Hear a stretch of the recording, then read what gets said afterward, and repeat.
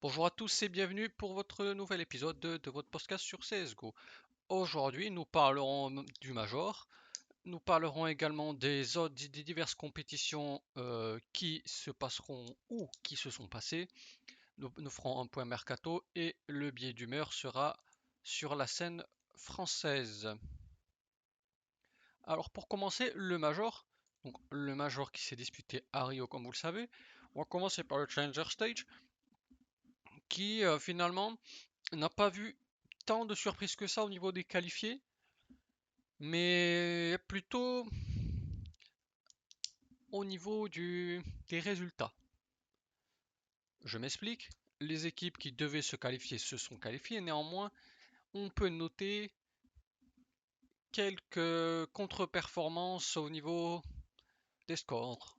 On va commencer par les équipes en 0-3. Donc, ce sont malheureusement les Brésiliens. Les Brésiliens de Imperial, c'est 0-0 Nation, qui finalement n'ont pas réussi devant leur public à, à avoir de bons résultats, ben, tout simplement parce que c'est pas bon, c'est pas bon. Alors, on a essayé de nous vendre avant le Major une hype brésilienne, comme quoi les mecs ils vont se transcender. Regardez Imperial au dernier Major, ça a failli faire playoff, mais finalement tout ça c'est du blabla. Il faut être réaliste à un moment. Leur niveau est pas bon. C'est vrai, vous l'avez vu comment. Enfin, Imperial s'est fatigué, 0-0 Nation, ça se fait boire par la pression. Et finalement, le résultat est somme toute logique. Néanmoins, c'est pas eux qu'on entendait en 0-3, je m'explique. Tout vous comme moi, comme tout le monde, on attendait en 0-3 Greyhound et IHC qui sont finalement éliminés en 1-3. Alors, bon, les Asiatiques, comme au Major, donc l'IHC, comme au dernier Major, ils ont réussi à gratter une victoire, hein. C'était une victoire quand même notable, hein, puisqu'ils ont gagné en BO3 avec le 0-0 Nation, hein, donc ils n'ont pas gagné un vieux BO1. Mais néanmoins, ben, c'est leur niveau. C'est leur niveau. Premier tour de Major 1-3, c'est leur niveau. Donc, pourquoi pas? Pareil, les Australiens de Greyhound. Ils ont gagné des Cloynan qui en mode diesel, qui donc ont perdu. Et finalement, 1-3, hein, donc pour moi c'est juste Cloud9 qui a été long au démarrage plutôt que Grindhound qui a été bon, hein. Mais bon voilà, 1-3 et bon, ça va leur faire vous l'avez vu surtout, hein, ça va leur faire leur com jusqu'à pendant un an. EG 1-3, alors pour une fois ils ont gagné un match, hein, donc c'était contre IHC il me semble. Ils ont gagné. C'est moyen. Cerc, très honnêtement, je pense qu'il faut bench Cerc. Je pense qu'il y a mieux comme sniper maintenant. Mais il n'y a pas tout à jeter. Ça va un peu mieux. Ça va beaucoup mieux depuis qu'il n'y a plus Stevie 2K au lead. Et qu'il est parti. Mais je trouve ça. C'est encore du T2, hein. C'est encore du T2. T3, c'est équivalent. C'est équivalent top 40 HLTV, top 30 40 HLTV EG, c'est pas mieux, hein. En 2-3, on retrouve 9Z. 9Z qui, comme tous les majors, hein, ils sont là, ils se qualifient à l'arrache un peu vite fait, un peu de crack. Et après, ils sont au major. À chaque fois, ils sont pas loin. On se dit, ah, peut-être. Mais finalement, faut être lucide, hein. C'est pareil, c'est leur niveau. Ils jouent pas assez de bonnes équipes toute l'année pour arriver et être prêt être prêt pour ce niveau-là. Enfin, je veux dire, c'est pas assez prêt, c'est pas assez prêt, c'est en rodage, c'est tout ce que vous voulez, mais pareil, deux trois premiers tours, c'est leur niveau. Alors la surprise, hein, donc un peu, enfin la surprise, hein, c'est un peu la surprise.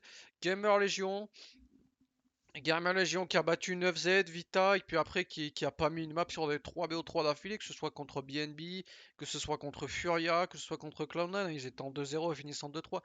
Moi je suis pas étonné, je suis pas étonné que ça passe pas. Alors on peut se dire, oui ils étaient en 2-0 machin, mais 9Z c'est pas fou, Vita, bon Vita en BO1,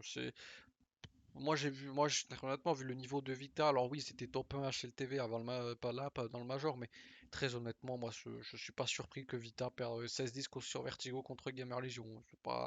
C'est pas une dinguerie, hein. En BO3, je pense que Victor a gagné, mais là, en BO1, ça me surprend pas.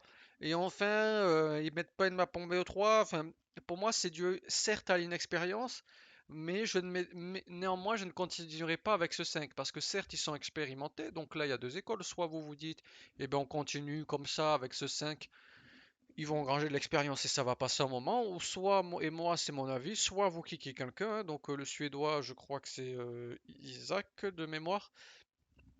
Moi je kickerai Isaac et je mettrai un vieux de la vieille, un vieux briscard quoi.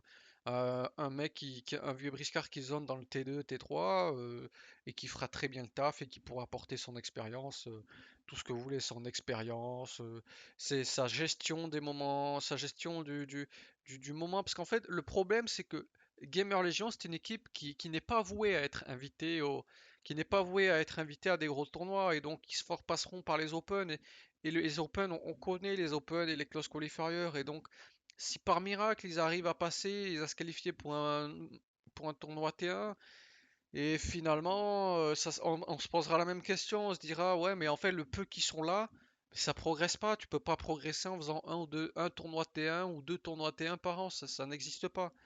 Et donc c'est pour ça que moi je pense que le peu de fois où tu veux y aller pour faire bonne figure, tu as besoin d'un mec qui t'aide à avoir une gestion de l'événement, qui t'aide à avoir, on va dire, une certaine, un certain plancher, un niveau moyen constant.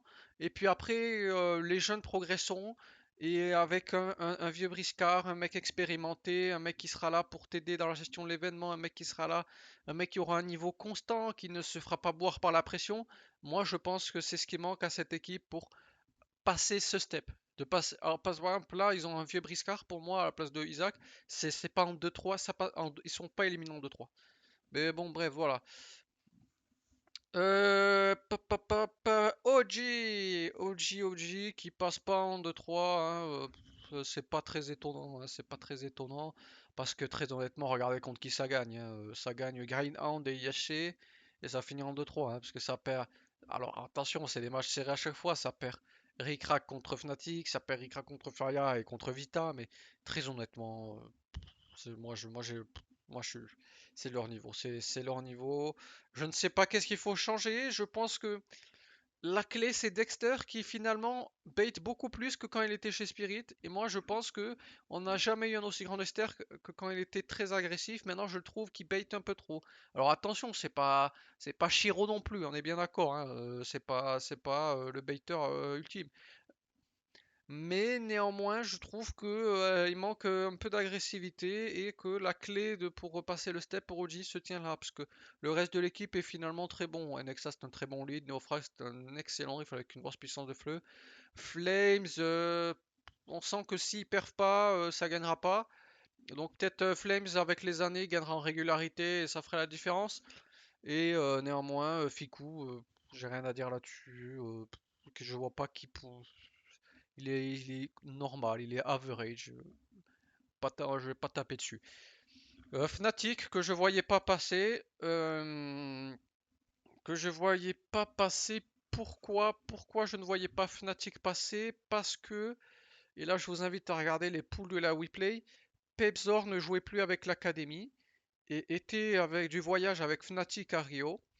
Alors tout simplement parce que comme vous l'avez vu sur Twitter, Krims n'a pas fait l'ELISA parce qu'il a un problème de type médical, je crois que c'est le poignet, la main ou quelque chose comme ça. Et donc vous vous doutez bien que ce problème il s'est pas réveillé avec du jour au lendemain, il avait déjà en arrivant au Major et ce n'était donc pas sûr qu'il joue le Major. C'est pour ça que je ne voyais pas Fnatic passer, parce que pour moi, Krims, pour souci médical, n'allait pas jouer, c'est Pepzor qui allait jouer. Et je pense qu'avec Pepzor, ça passait pas ce stage. Néanmoins, Krims a joué, et donc ça passe, hein. Je pense que voilà. Mehdi Oliet, comme il a dit en interview hier, il est aidé par Roy, donc le Danois Trifrager, et Keita le coach. Donc voilà, on se rend compte que c'est pas un très grand lead et que ce n'est pas, il n'a pas un grand leadership mais il se fait aider par le coach et un autre joueur avec plus d'expérience, hein, parce que Roy c'est 27 ans je pense. Et donc ça a réussi pour passer. Vitality, j'y reviendrai en dernier pour ce stage évidemment. Cloud9 en mode diesel, on a tout de même, on a tout de même un Cloud9 qui certes perd ses deux premiers matchs, mais limite, hein. Bon, Greenhouse c'est une faute professionnelle, là, c'est limite, mais c'est une faute professionnelle de perdre contre ce genre d'équipe. Et contre donc Fnatic, là aussi limite. Et puis après, ils prennent pas une map hein, sur les BO3, c'est 2-0 Imperials, 2-0 EG, 2-0 Gamer Legion. Alors, ils ont pas battu des foudres de guerre, on est d'accord, hein, mais on a quand même un Shiro et un Hobbit stratosphérique sur ce stage, et ça ne pouvait que passer. Je n'ai que très rarement été inquiet pour Cloud9. Outsiders qui passe en 3-1. Outsiders, hein, avec ce style de jeu que l'on connaît bien, hein, que l'on n'aime pas, mais que l'on connaît bien et qui est simplement efficace, hein. Quand vous avez un style de jeu aussi marqué, ben, j'en ai parlé la dernière fois, hein, aussi extrémiste, vous avez un plancher, vous avez un niveau minimal atteint, et là, ça a suffi, hein. Bon, bref, il y a eu le petit accident contre Moose, mais qui n'est pas catastrophique, hein. Puis après, après ça bat. Normalement, Yaché qui met 12 rounds, c'est un peu inquiétant, mais finalement, ce style de jeu te permet d'embêter des équipes comme Vitality que tu bats en 1 et qui et te permet surtout de mettre 2-0 à Fnatic. Euh, on va pas Furia c'est très très bon, hein, c'est très très très très bon, hein. Il y a eu la remontada contre Big. Pour moi, ils se sont fait boire un peu par la pression, hein. C'est le premier match et l'entrée dans l'arène avec une ambiance de zinzin, hein, puisque c'est la première fois que tous les stages se passaient en arène. On est quand même pour moi, ils se sont fait boire. Pour moi, ça devait 3-0. Et après, on est quand même sur du solide, hein. Bon, 0-0 Nations, ils ont l'habitude de les taper. Bon, on est un peu limite contre OG 19-16. Mais après, contre Gamer Legion, il n'y a pas photo, hein. C'est pas, ça boxe pas dans la même cour. Fait Big 3-1, Big 3-1. Alors Big Holland, on pouvait s'inquiéter, hein, puisque j'ai vu plusieurs personnes les mettre pas qualifiés. Pour moi, quand même, c'est le jeu allemand, c'est très rigoureux. Et malgré tout, parce que on va pas se mentir, ceux qui les ont pas mis, ils se basent quand même sur des résultats que Big en LAN, des fois, ben, ça finit dernier et où ça passe pas les poules et on n'aurait pas été surpris de dingue que ce soit qu'ils se fassent éliminer en poule. Néanmoins, moi je les avais mis parce que pour moi c'est solide. Pour moi, je vous le dis, pour moi un RM, pour moi un RMR vraiment, je pense que vraiment un RMR Europe, et ben franchement, un RMR Europe c'est beaucoup plus compliqué qu'un Challenger Stage de Major. Et donc c'est pour ça que je voyais que très honnêtement, Big pour moi ça passait parce que bon, la hype des Brésiliens, bon c'est bien, on est content, on voit des Brésiliens sur leur stage, mais franchement le niveau est affligeant. Voilà, c'est leur niveau. Big qui passe à 3-0. Alors 3-0, BNB. Alors moi personnellement je ne suis pas surpris parce que pour moi je vous l'ai expliqué longuement la dernière fois. BNB en B1, c'est très compliqué à jouer, hein. Surtout au vu du niveau actuel du terrain dont je reviendrai à la fin du Major, je pense que sur une année où tactiquement c'est mieux, BNB c'est pas au Major, hein. Sur une année genre 2019, ça passe pas. Parce que bon, mettre des gros headshots c'est bien, super. Bon, ils ont battu qui? Ils ont battu 0-0 Nation. Bon, 0-0 Nation c'est nul. BNB qui bat donc Big au deuxième match en BO1. Alors, moi j'étais inquiet parce que je trouve que, je vous l'ai dit la dernière fois, Big est une très bonne équipe sur des deux. Et finalement, BNB a réussi avec leur style de jeu simpliste, mais quand tu as des mecs aussi skillés, ça va. A réussi à mettre 16-11 à Big sur les deux, ce qui est notable quand même. Et après en BO1, en BO3, tu bats Gamer Legion, donc pas d'upset de fou furieux non plus. 3-0, mais un 3-0 quand même à remettre dans le contexte. Et Moose, par contre, 3-0, je les voyais passer, mais plus ric en 3-2 qu'en 3-0. Et ainsi, ils ont battu des VP qui n'étaient pas entrés dans le Major, des EG, ben, c'est leur niveau, hein. C'est perdre 16 contre Moose, c'est leur niveau. Et quand même, 2-1 contre Fnatic. Donc, vous le voyez encore une fois, il n'y a pas eu d'upset de zinzin, hein. C'est pas non plus ça. Il y a eu, allez, en BO1, mais vous, comment on sait qu'en BO1, voilà, tout peut se passer. Et donc, et le BO3 contre Fnatic, pour moi, je vous l'ai dit, Fnatic, c'est fragile quand même. Dernière équipe, donc Vitality qui passe entre eux. J'ai gardé bien sûr nos deux Français pour la fin. Alors, premier match contre Imperial. Alors, on a eu un très très très très bon side. C'était très convaincant. Je crois eu 13. Il me semble que c'est 13-2. Et finalement, un side terreau pas convaincant. Donc finalement, overall, on est satisfait.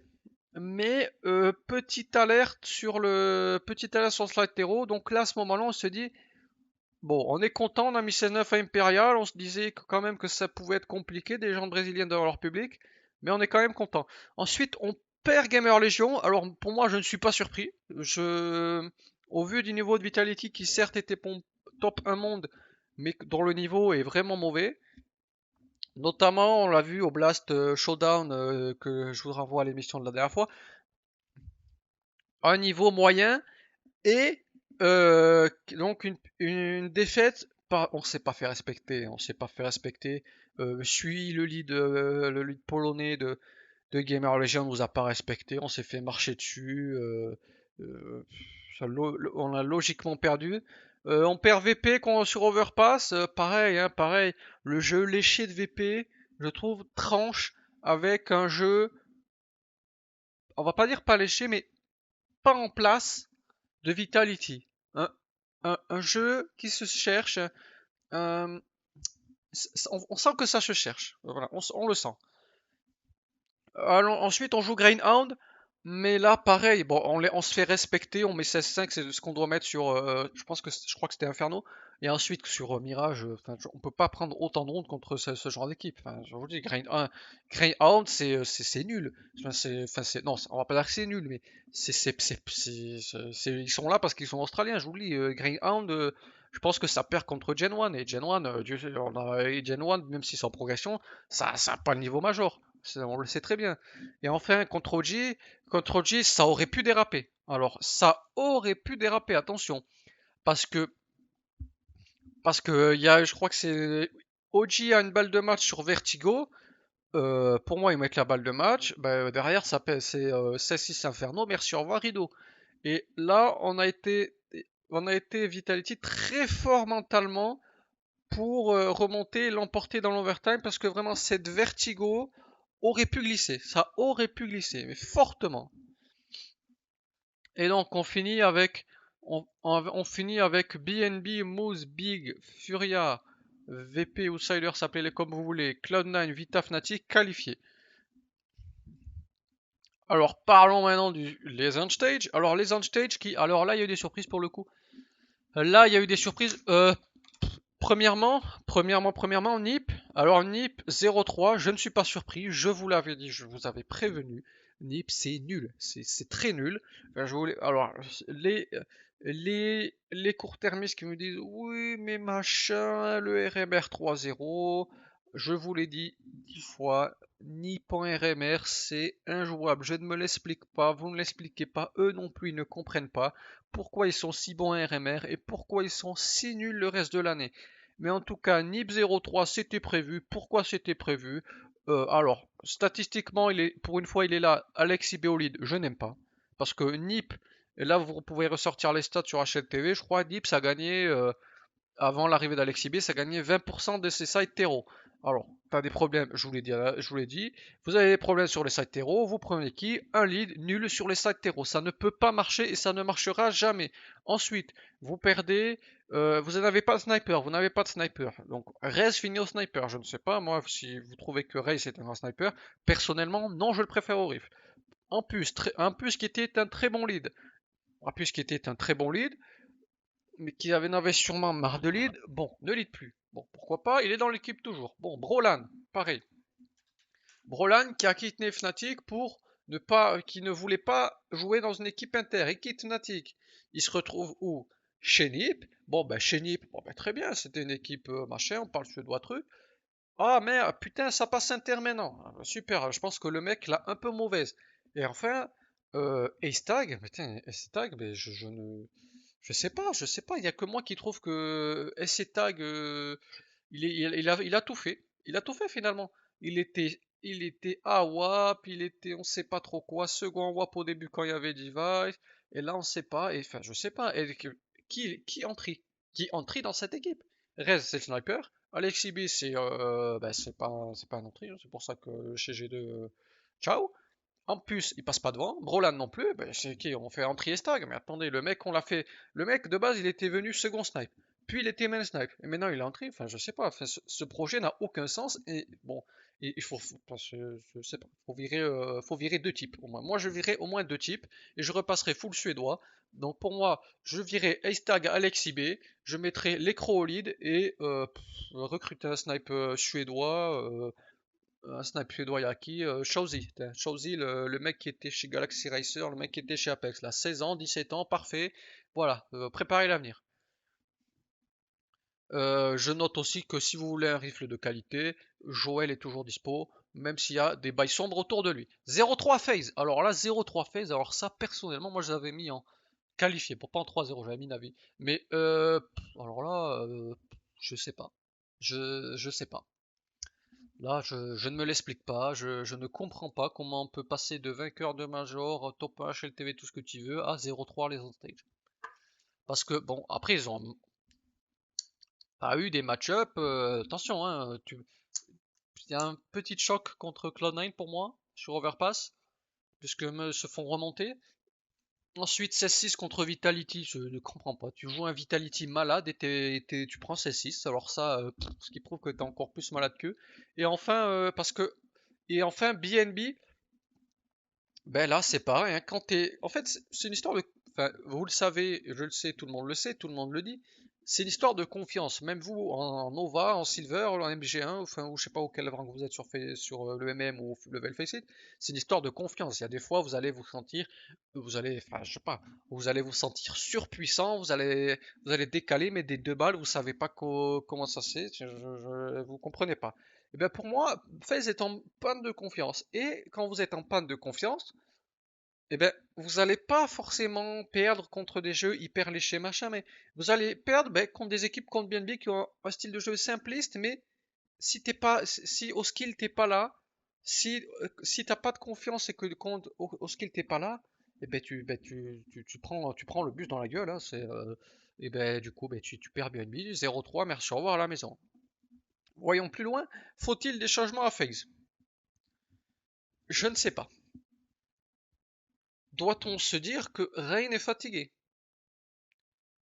Doit-on se dire que Carrigan, 32 ans, alors qu'il s'est marié il n'y a pas longtemps, va vouloir fonder une famille et être moins focus sur le jeu?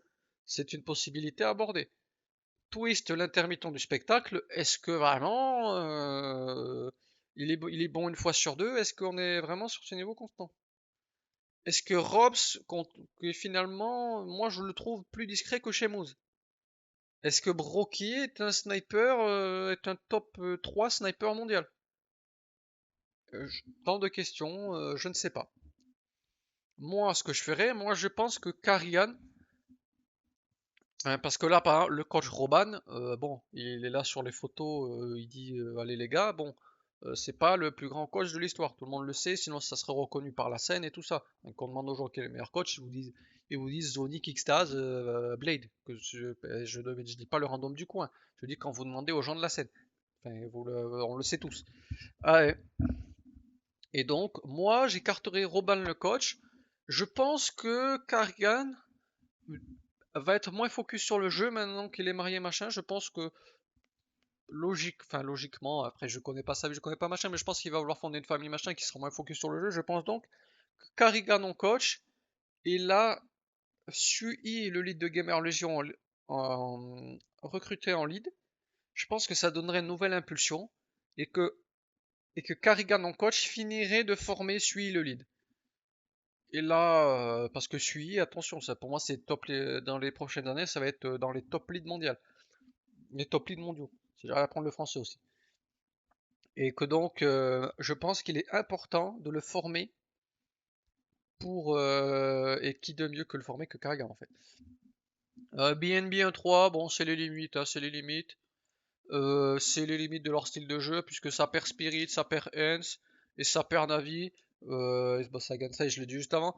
C'est les limites de leur style de jeu à un moment donné. Mettre des tartines, c'est bien, mais c'est trop limité tactiquement, c'est leur limite, on le sait. Donc c'est déjà très bien qu'ils soient arrivés là. On les voit 2 fois par an en Major, c'est très bien. Je pense qu'ils sont contents eux aussi. Sprout que je voyais passer, puisque pour moi cette line-up a beaucoup d'espoir et beaucoup de pépites. Refresh solide, bon, c'est pas le lead de l'année, mais ça fait le taf. Ensuite, on a les deux pépites, Lonix et Chter, qui, ben, on sent que c'est jeune et que c'est pas constant, hein. C'est pas constant, puisque finalement, dans le Trade 3, ils sont constants. Mais je pense qu'il y avait un peu de pression et qu'ils se sont fait boire un peu. On peut néanmoins dire que pour l'avenir, c'est très bien. On a quand même de l'espoir dans cette line-up. Moi, je pense qu'il faudrait un nouveau sniper, puisque c'est l'allemand Slax ou Slax, ou vous prononcez comme vous voulez. Je pense que c'est une limite, je vous l'ai dit la dernière fois. Je pense que vraiment, ça manque d'expérience dans cette line-up. Si vraiment tu veux garder tes baby pit, à savoir Ster et Lonix, et que tu as des joueurs comme Refresh, un peu besogneux, comme Ziphon, je pense qu'il te faut un joueur d'expérience, un vieux briscard. C'est pourquoi moi je pense qu'il te faut un sniper. Soit tu recrutes un vieux briscard, par exemple au hasard, hein, Oscar, qui on sait que c'est pas vraiment un top 5 sniper monde, mais on sait quand même qu'il aura un niveau constant. On sait quand même que, pareil, on va parler de niveau plancher. Je reviens toujours là-dessus, mais on sait qu'il a un niveau minimal qu'il aura tout le temps.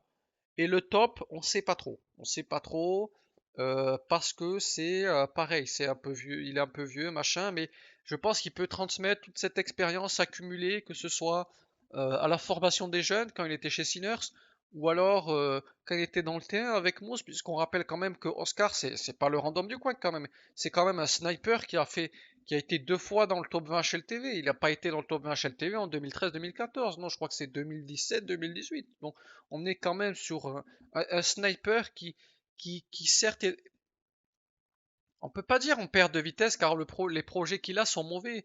Regardez, quand il prend Sinner, c'est même pas dans le top 100 HLTV, il les amène aux portes du RMR, quoi. Il les amène top 30 HLTV. Et, et je pense vraiment qu'un vieux briscard comme Oscar, ou alors un sniper qui, qui a un très haut pic, mais qui est plus inconstant, donc à savoir Poison. Et c'est une piste à étudier. Alors, et après, pareil, hein, on peut se tourner vers du CIS ou on peut se tourner, si on veut du jeune, vers du CIS, si ça parle anglais, ou alors vers du joueur qui a déjà joué dans des équipes inter T3 comme du Anarches par exemple, hein. Et en CIS, on peut citer, moi, Eliane, j'y crois pas, mais ça peut être lui. Est-ce que Mir c'est plutôt un second snipe, mais est-ce qu'il peut pas main snipe? Je ne sais pas. Voilà, ou alors un vieux Brisca, là j'en ai plus en tête, mais vous voyez le style, vous voyez le style de ce que je veux dire, quoi. Tous les profils seront meilleurs que Slack, ce qui pour moi est à son prime, et on peut voir que son prime c'est pas bon.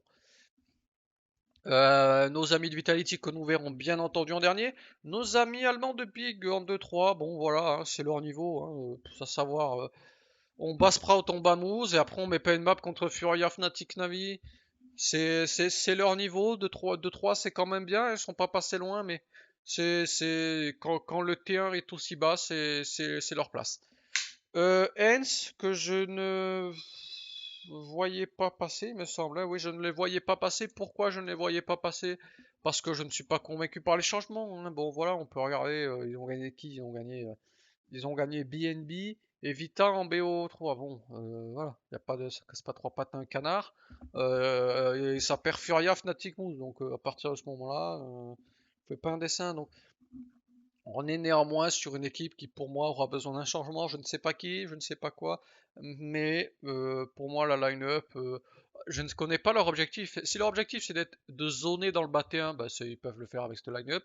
Si leur objectif c'est de retrouver les sommets comme en début d'année, je pense qu'un changement sera envisageable parce que je pense que Valdé sera amené à retourner au Danemark et à ce moment-là, bah, tu prendras un joueur autre? Au hasard Snacks. Euh, Liquid, on a du coup Liquid que je voyais passer puisque avaient montré de belles choses. Et moi je trouve qu'on a eu un Mekindar moins bon et ça s'est tout de suite ressenti. Et du coup bah, tu prends 16 de contre Moose. Néanmoins tu gagnes Navi en BO1 hein, à noter, mais après c'est c'est accroché en BO3 contre Heroic et Spirit, mais on sent qu'il manque un truc et que le NAF et Elige c'est plus trop ça et que aussi c'est limité et que voilà, c'est moyen, et quand Yekinder fait pas un 50 de rating, et ben voilà, ça va pas en playoff. Mousse qui passe en 3-2, étonnant, je ne les voyais pas passer. Euh, Là, pourquoi ça passe? Moi, je pense que déjà Torzi est décevant, mais que le reste de l'académie, enfin le reste des ex-académies, à savoir notre ami israélien à savoir notre ami israélien dont j'ai perdu le pseudo, mais que dont vous retrouverez, Exertion, voilà, à savoir bien évidemment Torzi, et à savoir JDC, ce corps-là de l'académie qui se connaît, je pense que ça crée une certaine alchimie, même si Torzi est décevant, et que Dexter, qui est un lead moyen, et ben dans ce T1 pas bon, et ben ça peut faire playoff. Mais je pense que overall c'est leur, même si Torzi est pas bon, je pense que Playoff enfin, je pense que voilà, ils le referont plus jamais avec ce style de lead. Et bien sûr, on a Frozen, hein, Frozen qui est, moi je pense, qu'il est le star player de cette équipe, qui est constant dans l'effort. Hein, ça fait des années qu'il est là, ça fait des années qu'il est bon. Moi, je pense qu'une équipe inter devrait se pencher dessus, hein, au bout d'un moment. Spirit qui passe en 3-2, je les avais mis, c'est logique pour moi. C'est logique et on va pas se mentir, hein, Spirit, ils sont là en major et puis après c'est pas bon. Je pense que typiquement Spirit c'est quand une équipe, quand c'est typiquement une équipe qui est forte contre les équipes T1 et très mauvaise contre, enfin très mauvaise et très moyenne contre les équipes T2, T3. Et donc c'est ce qui me fait dire qu'on les verra sûrement quelques fois dans l'année, hein, puisque ça rapporte des points ESL machin, donc des fois ils seront invités à des close qualifiers, à des events, à des machins, mais pas beaucoup plus. Un avis en 3-2, hein, c'est un avis malade. On va pas se mentir, c'est un avis malade qui a galéré en BO1, qui a battu en overtime Vitality, même s'ils auraient dû finir bien plus tôt. Il y a eu triple overtime, pour moi ils auraient dû finir sans overtime 100 fois. Et ensuite des matchs accrochés contre Cloud9 et des BO1 accrochés contre Cloud9 Liquid, mais que tu perds 16-14 les deux. Donc pour moi, ils font un changement dans cette line-up, puisque même si tu mets 2-0 en BO3, tu mets 2-0 à BNB et Big, je pense que très honnêtement, il faut des changements. Alors, quel changement je ferai? Je pense que Somdayon devrait partir. Je m'avance sur le pot Mercato. On a Banks, le host, et d'autres sources qui disent que Obi, telle place chez Navi, ça pourrait se faire. Moi, je pense que c'est un bon changement qui néanmoins mériterait un deuxième. Je m'explique. Pour moi, il faut changer. Moi, je trouve que statistiquement, il est là, mais que pour moi, il est pas bon, c'est Perfecto. Je m'explique. Je trouve que Perfecto, je trouve que Perfecto est un bon rifle, hein, puisque finalement, on va pas se mentir, hein, ça fait le taf Perfecto, mais il a 1,0 en 2022, il a 1,05 de rating, ce qui est correct, on va pas se mentir. Néanmoins, ce qui me pose problème, c'est au niveau de l'impact, et moi je pense que c'est là où Navi pêche. Pour 1,05 de rating, il a 0,86 d'impact. Et moi, je trouve que c'est pas suffisant. Pour moi, je veux de l'impact, je veux tout ce que je veux plus. Donc c'est pour ça que je ferai moins Perfecto, moins Samdayon, et je ferai plus Forester et plus Hobbit. Et là, il y a de la puissance de feu, là, il y a de l'impact, là, on peut aller à la guerre. Là. Parce que moi, je trouve que Perfecto, qui est jeune, qui a que 22 ans, je trouve que on va arriver à la fin et que vraiment c'est vraiment sur l'impact, c'est sur l'impact que je le trouve pas bon. Autre équipe bien sûr qui est passée en Fnatic, hein, bon on va pas, je vais vous redire ce que je vous ai dit tout à l'heure. Hein. Fnatic, Fnatic avec Rims, je les voyais pas passer quand même, mais on va pas se mentir, ils ont battu des gens malades. Hein. Ils ont battu, ils ont battu Nip, se sont fait tartiner par Heroic. Et après, ça bat Hens Big, donc y a pas non plus des upsets de zinzin, mais même si Big 2-0 quand même, je pense que Big aurait dû mettre une map. Je pense que enfin, moi je voyais Big gagner, mais je pense qu'une map ça aurait voilà. Mais je pense que c'est la seule vraie performance pour ce stage pour Fnatic qui finalement, dès que ça a rencontré de la difficulté, à savoir Heroic, ça prend 16-2. Euh, ben justement Heroic, parlons-en. Heroic est constant dans l'effort puisque on va pas se mentir, Heroic, on les attendait pas, on les attendait en playoff, hein, on les attendait en 3-1 comme ça, et on se disait, bon, Navi FaZe, ça va gentiment 3-0, et derrière Heroic, ça va suivre. Et finalement, déjà, les mecs en 3-0, c'est pas ce qu'on attendait, et on a tout de même des Heroic qui se font respecter en BO1, puisque ça met 16-9 à Outsiders et 16-2 à Fnatic, mais quand on tombe sur des mecs en forme, à savoir Cloud9, enfin sur des mecs en forme, sur des mecs qui sont rodés tactiquement et on point individuellement, et ben ça prend 2-0. Et après, ben tu es un peu ric-rac contre Liquid quand même, parce que tu prends une map et le match a été, on va pas dire serré parce que ça serait mentir, mais on va dire qu'avec un Yekindar in shape, enfin un Yekindar in shape qui finalement finit le BO3 à 1,15 de rating, mais vous voyez ce que je veux dire? Quand Yekindar est comme d'habitude à 1,40, c'est-à-dire quand il est bien in shape, et que Naf et Lich ça suit, je pense que Heroic ne gagne pas. On va finir par VP 3-1, bon ben pareil, hein, que je vous dise, ça bat pas des équipes de Dana, ça bat Nip, Spirit Moose, mais ça se qualifie tranquillement. Cloud9, Cloud9 qui là pour le coup a fait un parcours de zinzin sur ce stage. Ils ont mis du temps à rentrer dans leur major, et donc puisqu'ils étaient en 0 au stage d'avant, mais là sur ce stage là, bon alors évidemment forcément c'est des bonnes équipes, donc tu les bats petitement 16-14, tu bats 16-14 donc FaZe et Navi, mais tu mets quand même un bon 2-0 à Heroic qui finalement est assez autoritaire puisque tu mets 16-9 sur Vertigo et Inferno. On est quand même sur donc un BO3 très très autoritaire avec un Shiro mais stratosphérique encore une fois sur ce stage, et qui finalement à la fin de ce stage on se dit, ah, on a nos deux favoris, à savoir on ressort sur la forme du moment et sur la forme de l'event, on peut ressortir deux favoris, à savoir Cloud9 et donc l'autre équipe en 3-0, Furia. Oui, Furia qui a été magistral. On a eu, avec cette ambiance de dingue et le style de jeu de Furia, du coup c'est constamment, mais alors constamment, c'est une agression constante, que ce soit pour les oreilles, pour toi sur le serveur. Art ne respecte rien du tout. Yuri et Cacherato, ils sont in shape, mais comme jamais qu'ils ont été in shape. Donc tu prends des tartines dans tous les sens. Alors tu même drop, il est capable de mettre des clutches de fou furieux, alors que c'est le petit jeune qui vient de l'académie. Et bon, point faible pour moi c'est sa fille qui n'a pas été ridicule sur l'event, attention, mais pour moi le point faible de cette line-up c'est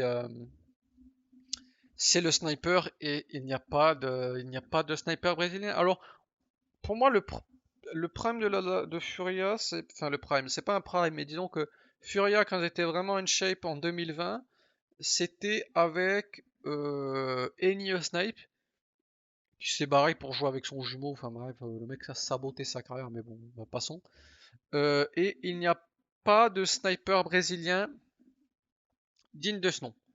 C'est pourquoi je pense que Furia, avec leur style de jeu hyper agressif, devrait faire comme G2 en 2021. C'est-à-dire à l'époque où il n'y avait plus KNS et où il n'y avait pas Monesi, et ils ont fait finale de Major, c'est-à-dire 5 rifles hyper solides et un joueur polyvalent, enfin, qui prend le snipe en CT. Et en terreau, t'as que 5 rifles. Ainsi, je pense que tu peux prendre un riff brésilien, hein, il y en a à l'appel. Par contre, chez Pain, il y a Bigizera, je crois qu'il s'appelle. Bigizera, que je trouvais très très bon au rifle. Je pense que tu peux prendre ça et t'as 5 rifles de fou en terreau. Et en CT, tu donnes la WAP à Art, puisque de toute façon, tu as un style de jeu agressif. Et en plus, avec le nerf de la WAP qui est intervenu, nous en parlerons après. Je pense que tu ne peux pas te permettre de jouer hyper passif. Alors oui, tu pourras pas repique avec Symbol comme à l'époque, mais en fait là comme c'est Furia, de toute façon ça va être ultra agressif, donc je pense que tu peux donner la WAP à Art et jouer sur lui. Je m'explique. Euh, Tu joues sur Art avec la WAP, hein, donc bon, on connaît Art, hein, hyper agressif machin. Et après, bon, en fonction, si tu fais du 1 pour 1, s'il meurt tout seul, machin, ben t'as quand même 5 rifles, t'as quand même, non, pardon, 4 rifles plutôt solides derrière. Parce que de toute façon, euh, va faire ses moves de zinzin en CT. Et vu le style de jeu, il y aura toujours des trucs de zinzin. Donc moi, je pense que tu peux donner la WAP à Art en CT, puisque et en terreau avoir 5 rifles de zinzin, hein, parce que G2 fait finale de Major avec finalement aucun sniper de métier. Donc moi vraiment je pense qu'un changement, à savoir Safi et pourquoi pas un autre rifle, hein, euh, ça me botterait bien. Puisque moi aucun sniper brésilien est à la hauteur. Aucun. Je n'en vois aucun. Et après voilà, hein, moi je pense qu'il faut rester Brésil et pas partir sur de l'Inter. Et voilà, donc des rifles de zinzin, j'en vois pas 50 non plus. Mais voilà. Elie, je parle brésilien, donc pourquoi pas, hein, parce que Elige, là, chez Liquid, c'est le grand Manitou, mais je pense que ça va arriver à la fin, un moment, là, il est plus machin. Je pense que Elige, qui n'est pas du tout un joueur agressif, je pense qu'il se plairait bien chez Furia pour la simple et bonne raison que quand Shox a donné une interview chez un PV, en major d'avant, quand il était chez Liquid, il a dit que des fois, Elige, il fait des moves hyper agressif dans son coin et on sait pas pourquoi. Il va faire son bazar et donc soit des fois il meurt tout seul comme un nulard, ou soit des fois il fait main 3 et t'es en mode ah bah d'accord, il a tenté un truc, il a fait main 3.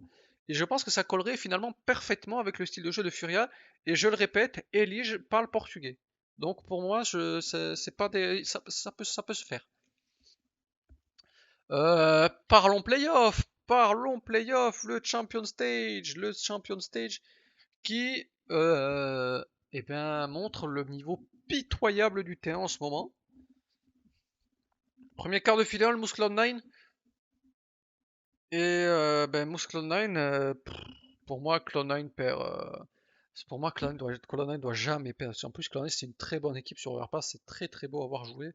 C'est pas ce que j'aime voir, mais c'est très très beau. Et encore une fois, ben, c'est symbolique. Alors, c'est totalement symbolique de ce Major. On a Shiro et Hobbit tout seuls au scoreboard, hein. Vraiment, les mecs étaient tout seuls au scoreboard et finalement, c'est assez symptomatique de Cloud9 qui, je pense, aura besoin de changement. Parce que au niveau du terreau, c'est trop limité. Alors oui, c'est jeune, ça va progresser, mais moi je pense que ça devrait pas être Nafani qui lead les side terreau et qu'on devrait commencer à regarder ailleurs, surtout si Hobbit part chez Navi, comme les rumeurs le disent.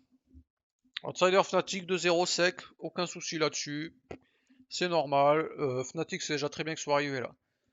Heroic Spirit, aucune surprise non plus, hein, les mecs qui voyaient Spirit gagner, je vois pas sur quoi vous appuyez, hein. Heroic c'est solide en playoff. Spirit c'est très très jeune. Moi je ne vois vraiment pas pourquoi Spirit aurait gagné ce match. Il n'y a pas photo là-dessus. Heroic c'était largement supérieur. Furia, le seul espoir brésilien finalement. Ils auraient pu mettre 2-0. Ça finit en 2-1. On a encore eu un cacherato de fou furieux et un avis mauvais. Un avis mauvais. On a eu un très mauvais simple sur l'event. Et je pense que mentalement, je pense qu'ils savaient que l'équipe était pas morte, mais je pense qu'ils savaient qu'il y avait des changements et qu'ils le sentaient eux-mêmes. Donc pas surpris. Pas du tout surpris. Moi j'avais mis Furia qui gagne le Major, donc ça s'est pas passé, mais donc pour moi il n'y avait aucune surprise à ce que Furia batte Navi dans ce contexte.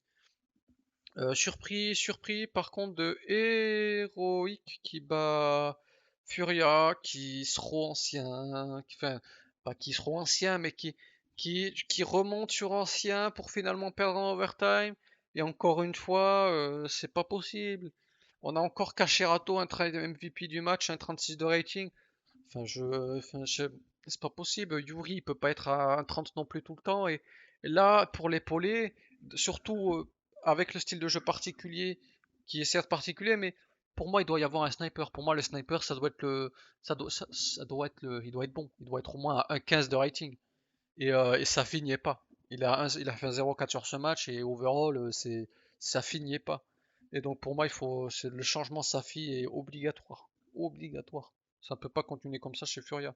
On peut se voiler la face en disant ils ont fait demi de major, mais le niveau du T1 est catastrophique. On va parler de la finale vite fait. VP qui gagne Heroic, pour moi, c'est logique. Pourquoi c'est logique? Bah, parce que VP, c'est un style de jeu léché. Moi, je déteste James, je déteste ce style de jeu.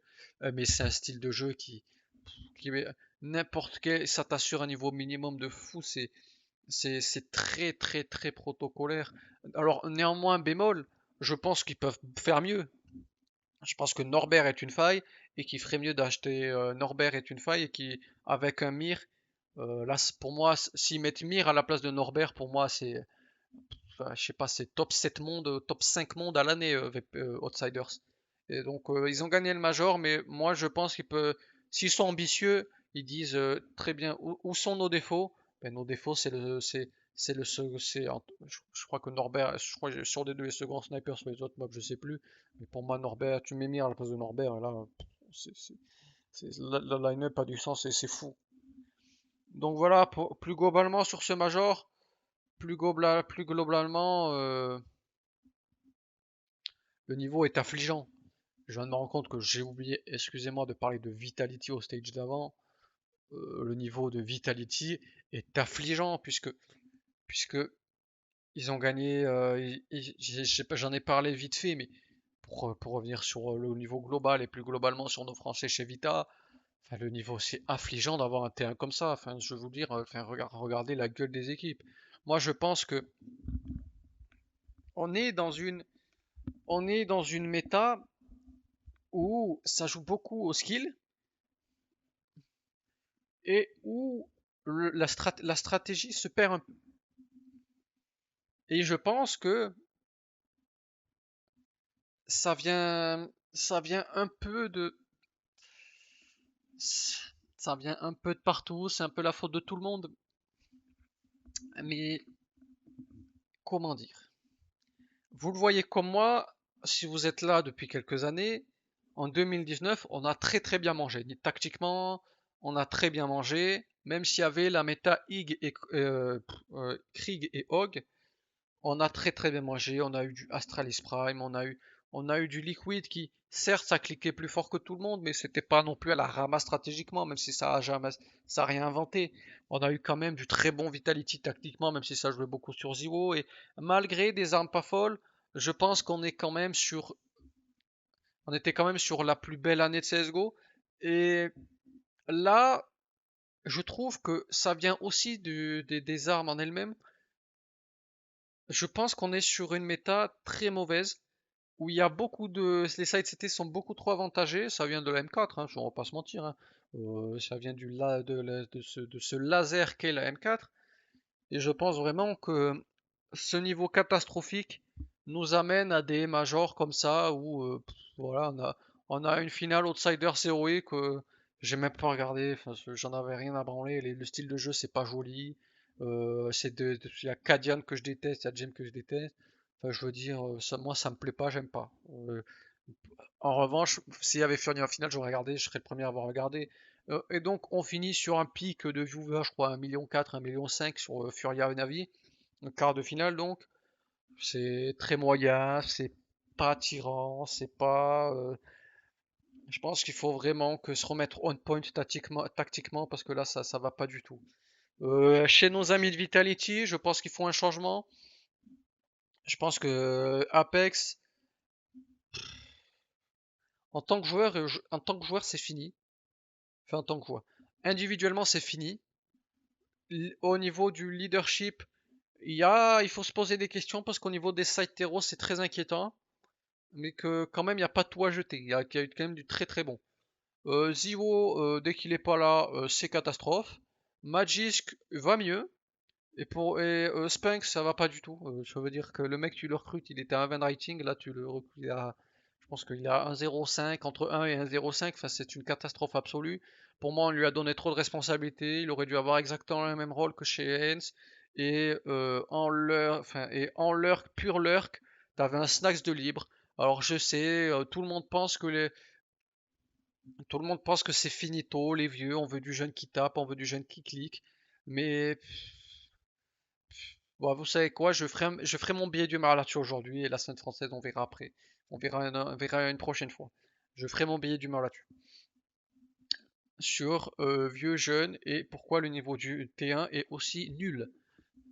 Valve qui nous fait la petite mage. Alors voilà, la petite mage de famille. Le petit changement au niveau du map pool. Moins des deux. Moins des deux plus Anubis, alors je vais pas vous mentir et vous dire que c'était très bien. J'ai mis les pieds 3 fois dessus. Néanmoins, même si je n'y ai pas joué dessus, j'ai regardé de nombreuses vidéos, hein, notamment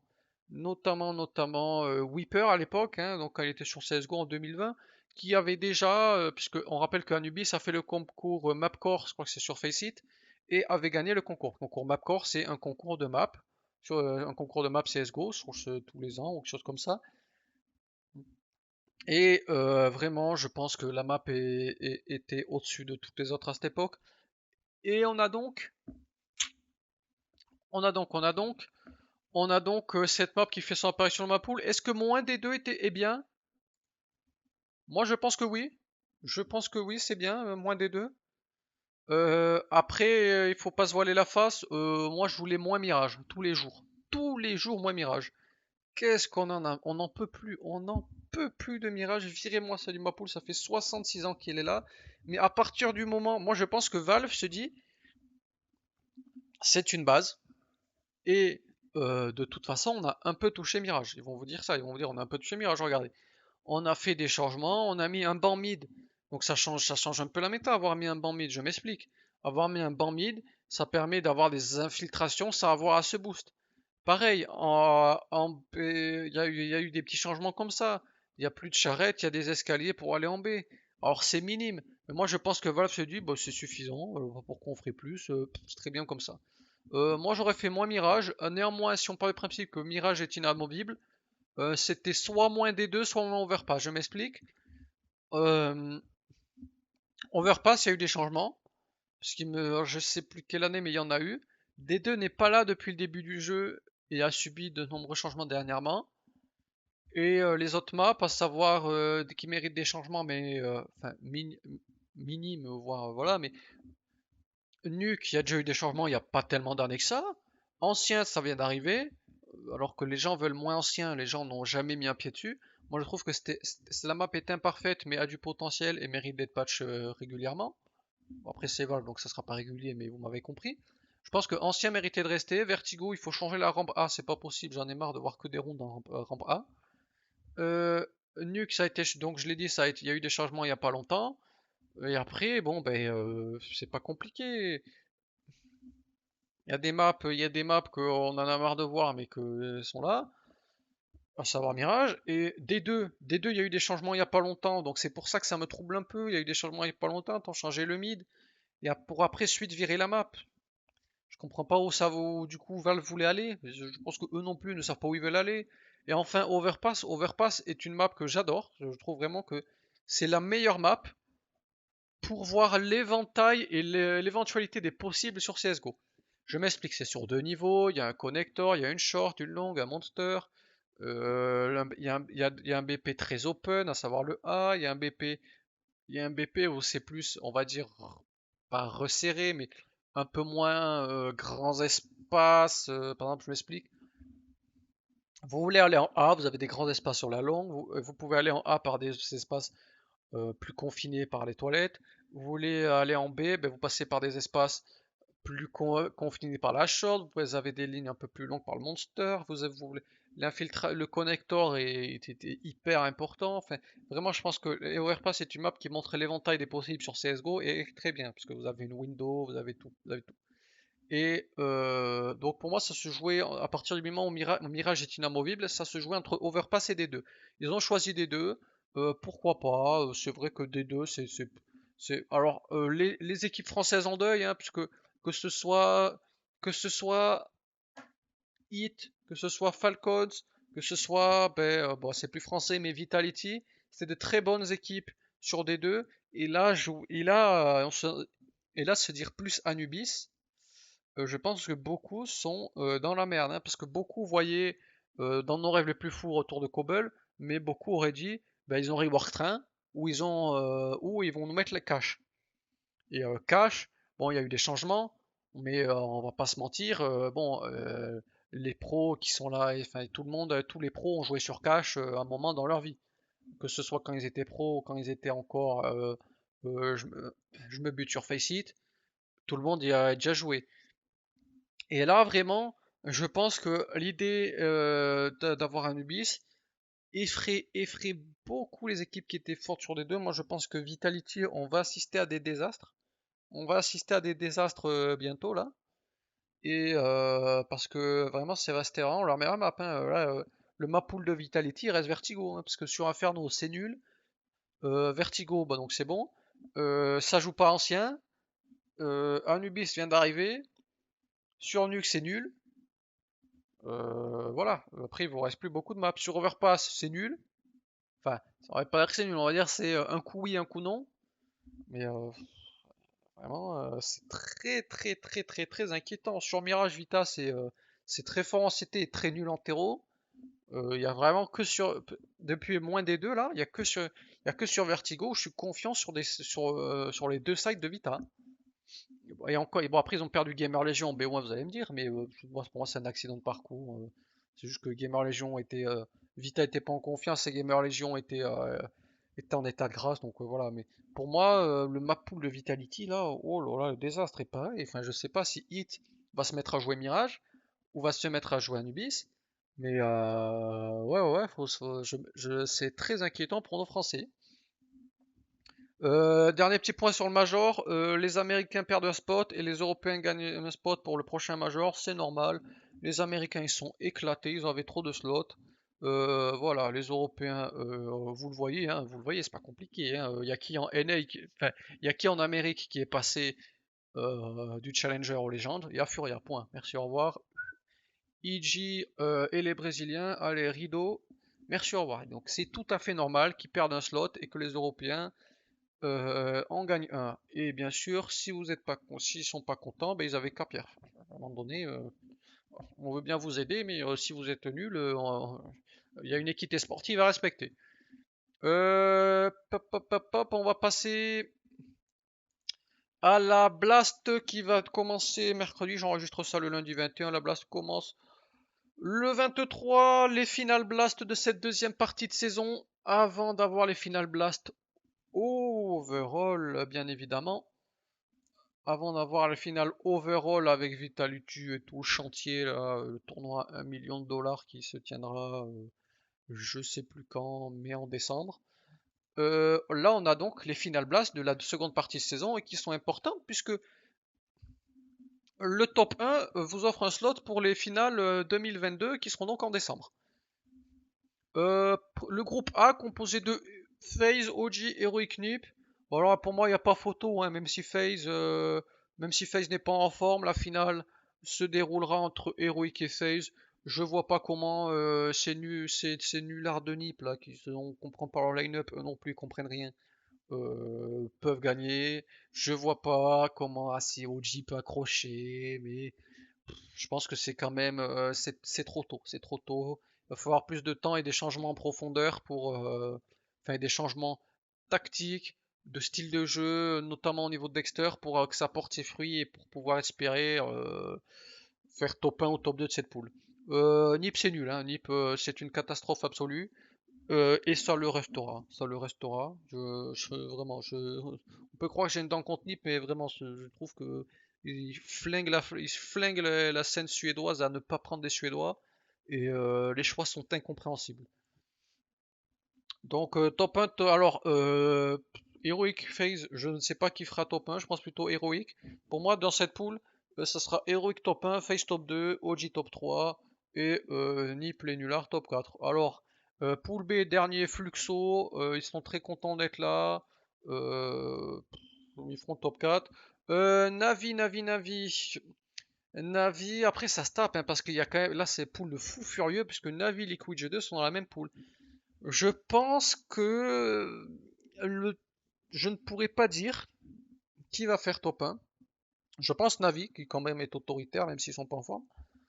Et après, entre Liquid G2, je ne sais pas.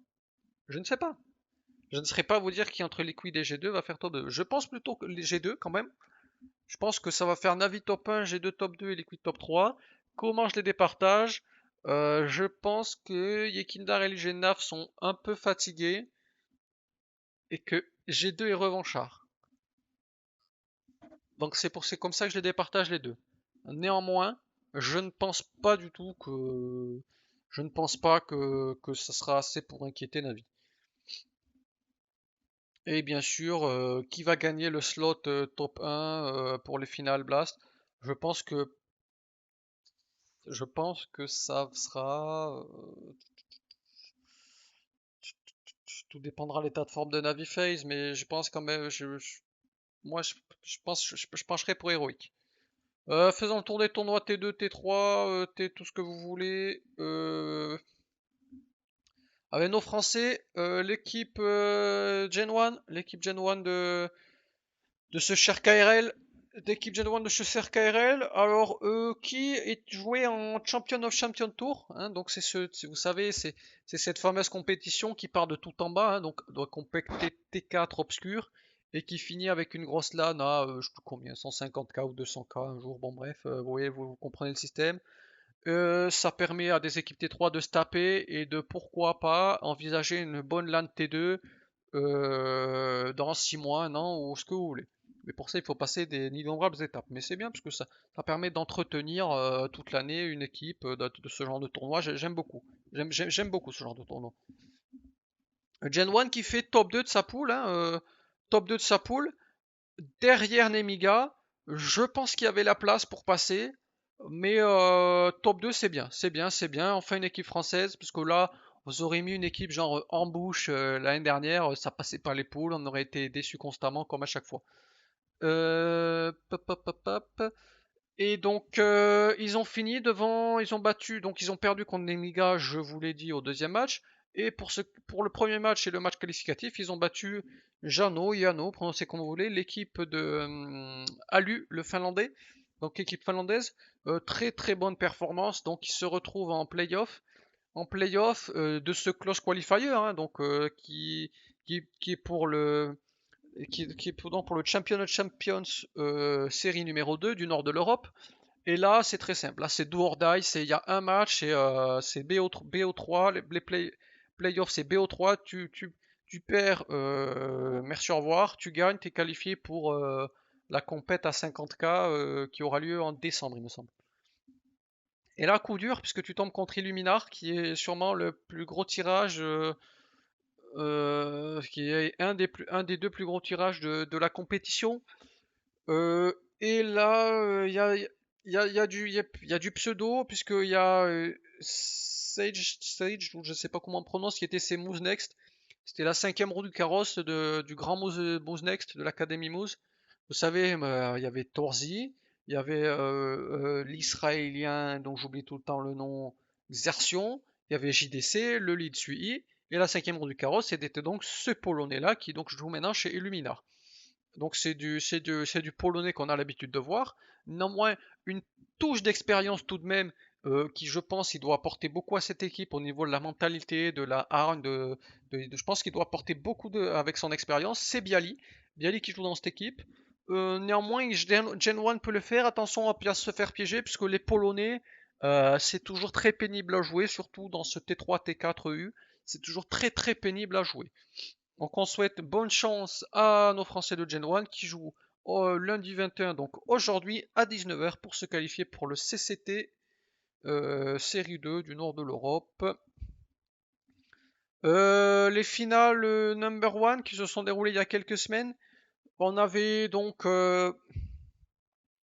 des bonnes équipes, hein, parce qu'on avait LDLC. Alors pour les représentants, alors pour les Belges, enfin belge, non c'est belge, mais je pense que ça doit comme en inter, puisqu'il y a un coach polonais et un joueur polonais. Donc il y avait Bruges. Euh, Ça, c'est pour le représentant Benelux.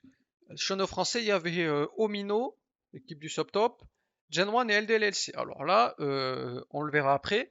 LDLC, je suis inquiet puisque ça ne gagne plus. Je suis très inquiet puisque ça gagne un coup sur deux, ça commence à s'enliser. Vous savez, il y a des équipes qui commencent à s'enliser, qui commencent à perf un tournoi, être très nul et faire dernier sur l'autre. Et je pense que il ne faut pas que LDLC rentre dans cette routine parce qu'après ça va être un échec constant. Et ça, on va dire, ça tranche beaucoup avec nos amis de Gen 1 qui eux, alors eux, les LAN, je peux vous dire que je pense que le jour, si un jour en 2023 ou 2024 ils se qualifient à un RMR, ils seront pas dépaysés, enfin ils seront pas dépaysés, il y aura un peu de pression, mais je pense que les LAN, eux, ils sont rodés, eux. Alors il y a beaucoup d'online aussi, mais je pense que c'est bien ils se tapent dans les lines françaises, ils se tapent dans les lines comme ça, là je crois que c'était en Belgique, et du coup ça amène à une victoire contre LDLC. Alors, certes avec une troisième map accrochée, mais Edge One qui bat le DLC, il y a quelques mois, personne n'aurait parié. Et bon, nos Français du subtop, Omino qui perdent contre Bruges, c'est normal.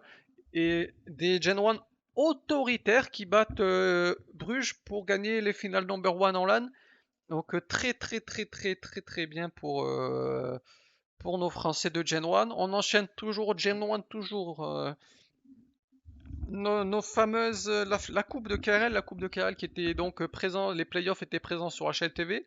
Je suis très content qu'ils soient présents sur HLTV, ça fait de la visibilité pour nos LAN FR. Alors on va pas se mentir, alors être présent sur HLTV, ça demandait des documents. Je crois que KRL pouvait le faire pour la fois d'avant, mais il a dit que bah, il n'avait pas le temps, il n'avait pas trouvé le temps de faire les documents, ou voilà. Du coup, c'est pour ça que c'est que maintenant qu'on a la coupe sur HLTV. On peut noter LDLC qui perd contre Prodigy. LDLC, ça va pas, hein. LDLC, moi je pense qu'il faut un changement.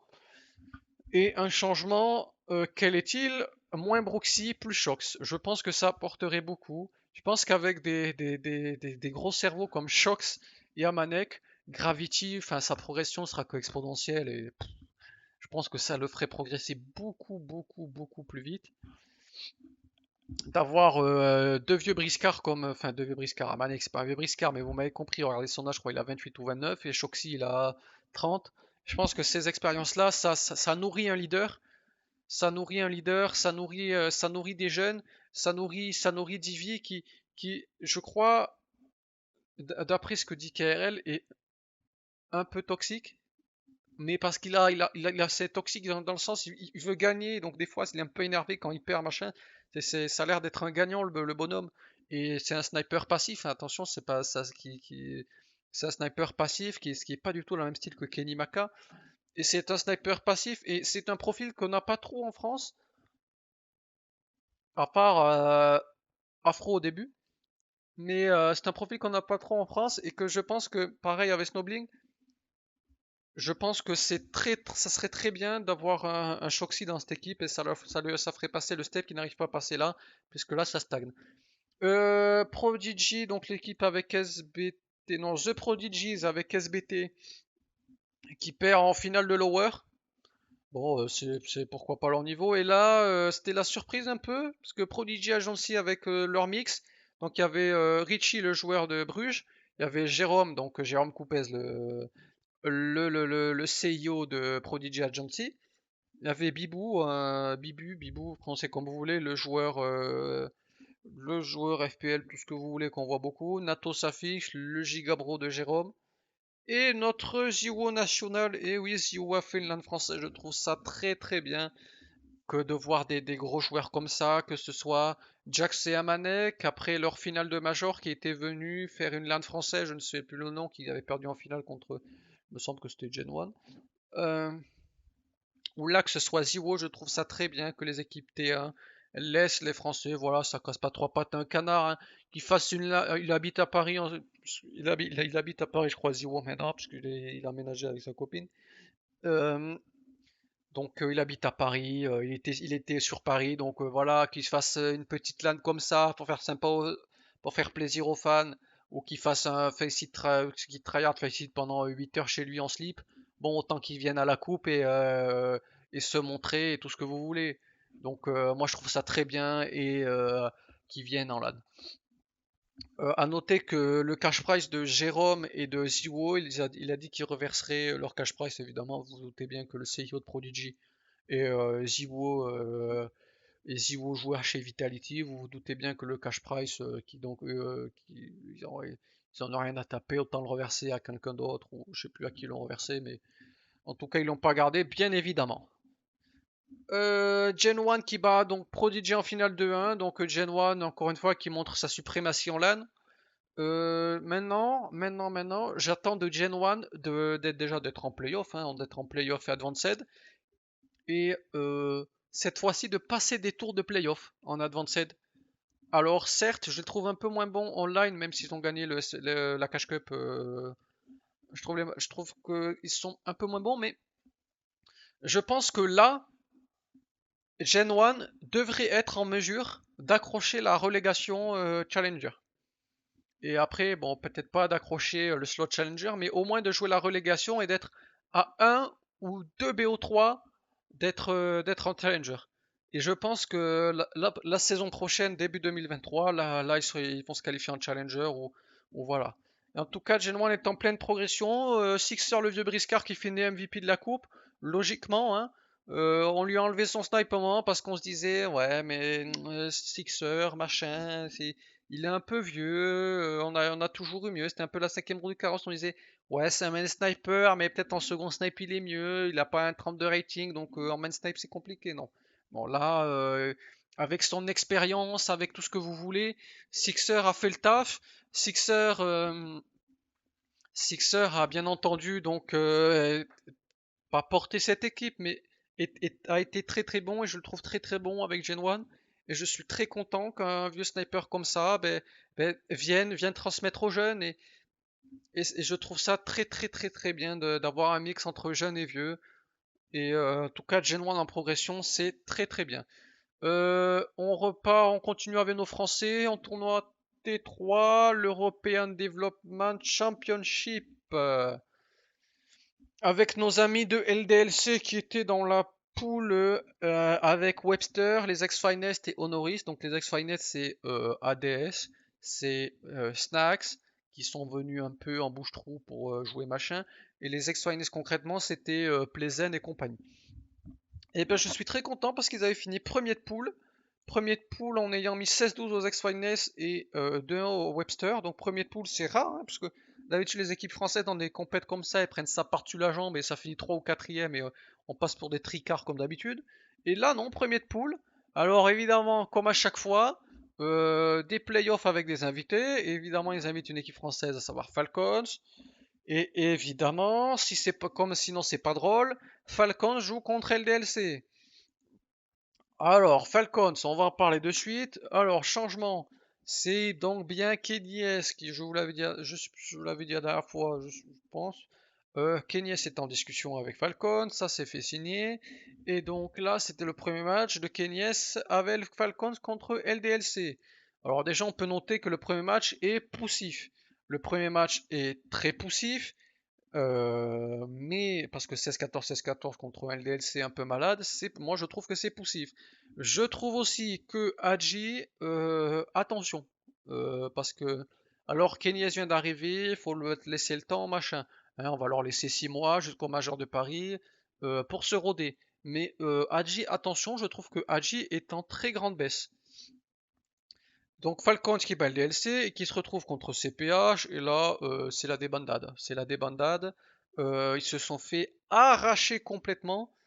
C'était un non-match, 16-7, 16-6. C'est le Copenhagen Flames que je trouve c'est une équipe T3 random quoi. Alors il y a du pseudo, il y a du potentiel, mais il faudrait encore un ou deux changements pour que cette équipe passe le steps et soit top 30 HLTV pour moi, notamment Bird from Sky. Moi je trouve qu'il faut le changer. Mais voilà, Bird from Sky, moi je trouve que tu le changes lui, tu mets quelqu'un de mieux. Et Copenhagen Flames, c'est top 30 HLTV.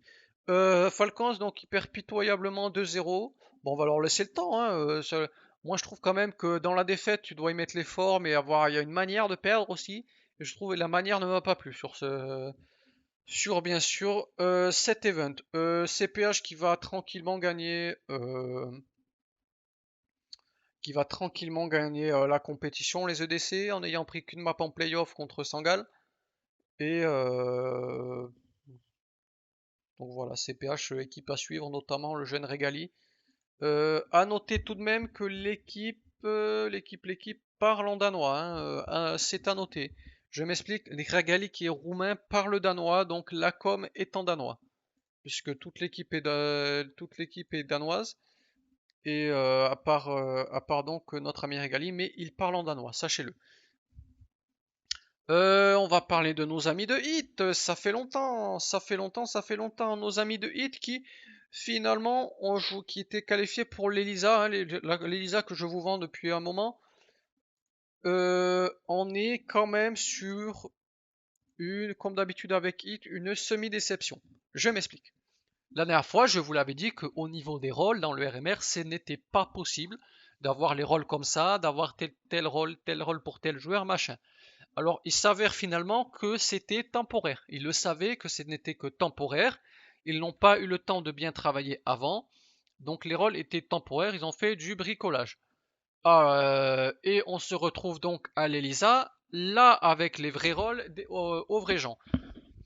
On finit avec Hit, qui finit donc en 2-3, pas qualifié pour l'Elisa. Néanmoins, je l'explique, ils sont en 2-3, hein, donc ils n'ont pas battu des foudres de guerre, hein, puisque on est comme d'habitude défaite ric-rac sur D2 contre Big. Déjà, pour moi, c'est une erreur de pick D2 contre Big, je ne le répéterai jamais assez, hein. Que ce soit Vita ou Hit, pick D2 contre Big, pour moi, c'est une erreur. Ensuite, donc tu perds que 16-13 quand même contre Big sur D2, ce qui est plein d'espoir. Sprout. Sprout, tu perds 16-14 ancien. Ce qui est bon, Sprout qui est quand même une bonne équipe T2. Donc ce qui encore une fois n'est pas ridicule. Tu mets 16-8 à Gamer Legion, je vous l'avais dit, pour moi c'est une run sans changement, ça va retourner gentiment dans le T3. Et là, bon, Hens c'est à Benton. Franchement, Hit ils sont mariés à Hens, à chaque fois ils jouent contre eux. J'en peux plus des Hit Hens, à chaque fois on se fait tartiner. S'il vous plaît, arrêtez, j'en ai marre de jouer, j'en ai marre. S'il vous plaît, les tirages là, arrêtez, j'en ai marre. Et tu mets 16-11 à vous. Donc voilà. Donc overall, on se dit, bon, comme d'habitude, Hit n'est pas qualifié, c'est encore une décevance. On a l'impression que c'est une éternelle déception. Néanmoins, je trouve que on n'a pas été ridicule contre Sprout et Big, et que c'est comme d'habitude des petits détails à régler, mais qu'avec les nouveaux rôles, je pense que c'est vecteur d'espoir et que ça peut aller très très loin. Donc, donc qualifié de cette pool, Sprout, Ernst, Big et éliminé Hit, Gamer Legion et à vous. Dans l'autre pool, alors on va dans So 1-4. Bon, So c'est nul, je vous l'ai dit 100 fois depuis qu'il y a plus à dodo, c'est moins bien qu'avant. Étonnant, Gamer Legion. Alors non, pardon, pas Gamer Legion. BNB. BNB 1-4, bon, c'est décevant, c'est très décevant parce que normalement, voilà. Bon. Après, je comprends que ils font redescendre la pression du major, t'en as un peu rien, voilà. Après, ils ont pas de structure, donc eux ils se qualifient, eux ils font les compètes T3 pour s'entretenir, pour faire les offs machin toute l'année, mais eux en soi, ils se qualifient à deux majors par an, ça leur suffit, hein. La structure c'est eux. Parce qu'ils n'ont pas de structure, donc tout l'argent des stickers, que ce soit joueurs ou équipe, ça va pour eux. Donc pour moi, je ne taperai jamais sur BNB d'être bloqué dans le T3 et d'être qualifié et de se qualifier comme major, hein. Moi, vraiment, je suis très content pour eux. Ils font, voilà, je pense qu'ils vivent leur meilleure vie, les mecs. Complexity, bon, Complexity c'est nul. Ils ont fait Playoff Pro League et ça va gentiment redescendre du T3. Astralis, nos amis d'Astralis. Nos amis d'Astralis, eh ben moi je suis désolé, 3-2 pour Astralis, voilà. Astralis, bon on va en parler de suite, Device retourne chez Astralis, qui est une très bonne nouvelle, hein. Pour moi ça mérite des changements, je crois que j'en avais peut-être parlé la fois d'avant, Device qui revient chez Astralis, mais bon bref. Il a sauté cette LAN, donc là c'était une équipe bricolée. Beytef contre du T2, T3, bon c'est un 52 rating hein, comme à chaque fois, mais le reste, bon ben voilà, on peut pas pour moi c'est insuffisant, mais je peux pas leur en tenir rigueur, comme c'est un projet en construction, et là il y avait deux stand-in, On tient pas en rigueur. Fnatic 4-1, donc avec, comme je vous l'ai dit, Krims qui était blessé, donc c'était Pepzor qui le remplaçait. Pourquoi pas, quand la poule est pour ce tournoi. Et les Bulgares de 500, alors les 500, c'est une équipe bulgare, il y a des ex-Skade avec des d'autres Bulgares. Alors, pour une fois, ils n'ont pas match fixe, hein, comme quoi on peut voir que quand ils ont envie de se sortir à doigt et de pas match fixe, les Bulgares, ça devient très dangereux et très pénible à jouer. Donc attention, ça va être, je pense que 500, ça va devenir les skates d'avant. Les playoffs, on va passer directement à la finale. Fnatic qui remporte le tournoi, c'est très bien pour eux. Je suis déçu parce que Big, c'est les spécialistes des victoires en tournoi T2 d'habitude, et là, ils n'ont pas réussi. Donc un peu déçu, mais finalement, bon, Fnatic, une victoire, mais en trompe-l'œil, donc attention. L'ESL Challenger saison 43, ça joue cette semaine. On va noter les résultats avec Hit qui a tartiné K23 16-14 7-7. Comme d'hab, voilà, c'est pas là qu'il fallait gagner sur RMR, donc voilà. Et il joue Spirit mercredi à 19h, donc attention, attention. Falcons qui avait joué contre Ago le premier match avec Kyojin en last. Ben, logiquement, quand tu joues avec un last contre une équipe polonaise, que ça fait 46 ans qu'ils sont là, ben, tu prends 2-0, hein, et du coup, tu te retrouves en lower à jouer contre Nine. Nine qui a gagné la saison d'avant en ESL Challenger, mais je pense très honnêtement que c'était une run et c'est tout. Donc Nine, pour moi ça devrait, ils vont gagner c'est pareil, c'est mercredi 19h, donc je pense que ça va passer pour le Falcons. Un petit tour sur la WePlay Academy, donc le championnat des académies. Avec, on va passer directement au vainqueur avec les Young Ninja qui battent Spirit Academy. J'aurais plus vu Spirit Academy avec, bon, je vous en parle à chaque fois, personne l'a vu jouer, personne ne sait qui c'est, mais moi je vous dis, par pitié, sortez-le de là. Zontix de Spirit Academy, je vous le dis, si futur pépite c'est yes, futur grand joueur c'est yes. Notez son nom.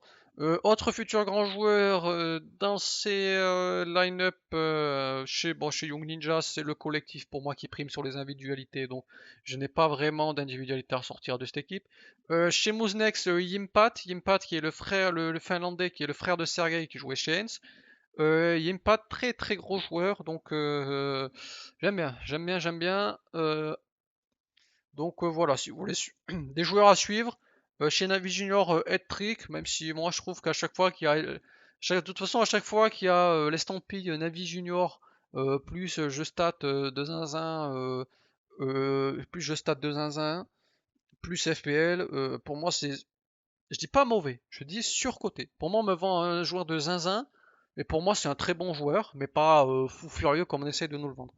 Donc voilà, donc si vous voulez suivre, suivez Edtrick chez Nami Junior, Zontix et Spirit Academy, et chez Young Ninja c'est l'équipe en entier, et bien entendu chez Muznek suivez Yimpat.